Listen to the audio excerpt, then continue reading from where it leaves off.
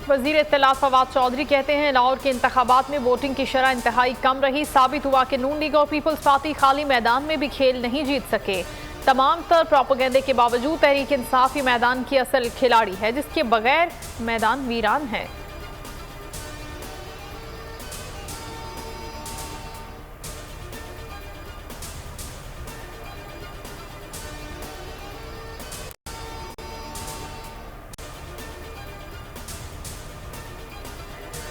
श्रीलंकन शहरी की मैयत अपने मुल्क रवाना। 19 मरकजी मुलजिमान में से 13 मुलजिमान का एक रोजा राहदारी रिमांड आज गुजरांवाला में दहशतगर्दी की अदालत में पेश किया जाएगा। 124 अफराद ज़ेरे हिरासत। इश्तियाल अंगेजी फैलाने वाला अदनान इफ्तिखार भी गिरफ्तार। पुलिस के मुताबिक गिरफ्तारियां सीसीटीवी फुटेजेस और मोबाइल कॉल डाटा की मदद से हुई। लॉन्ग मार्च भी होगा और इस्तीफे भी देंगे। पीडीएम स्टीयरिंग कमेटी में इत्तेफाक। जराये का बताना है कि स्टीयरिंग कमेटी ने लॉन्ग मार्च और इस्तीफों से मुतालिक सिफारिशात तैयार कर ली। लॉन्ग मार्च कब होगा, इस्तीफे कब दिए जाएंगे, वक्त और तारीख का तयन पीडीएम का सरबराही इजलास करेगा।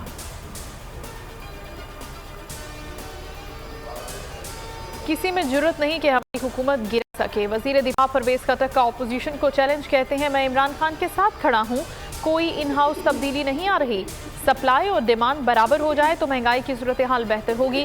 साबिका हुक्मरानों ने पाकिस्तान को कर्जदार बनाया। क्या IMF के पास जाना हमारा कसूर है?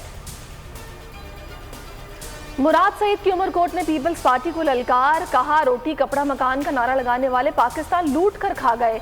जरदारियों को कहता हूँ खुद भाग जाओ वरना अवाम भगाएंगे। सिंध में 3 नस्लों से पीपल्स पार्टी की हुकूमत है। ये लोग सिंधी कार्ड खेलते हैं लेकिन काम नहीं करते। नासिर हुसैन शाह ने जवाब दिया मुराद सईद की शक्ल में बदतमीजी और गालन गलोच की सुनामी आई हुई है। मुत्तहदा कौमी मूवमेंट लोकल बॉडी एक्ट के खिलाफ मुत्तहिद। APC बुलाने का फैसला कर लिया। नून लीग और फंक्शनल लीग के रहनुमाओं से मुलाकातें। आमिर खान कहते हैं सियासत में इत्तेहाद बनते और टूटते हैं। इत्तेहाद किसी के खिलाफ नहीं बल्कि इशूज पर बनते हैं। सिंध हुकूमत NFC अवार्ड में हिस्सा लेकर तकसीम नहीं करती। पीपल्स पार्टी ने कराची को तबाह करने के अलावा कुछ नहीं किया। मोहम्मद जुबैर कहते हैं 18वीं तरमीम वक्त की जरूरत थी, नून लीग इसके पीछे नहीं छुपी। सब्सक्राइब करें और बेल दबाएं ताकि कोई खबर रह न जाए।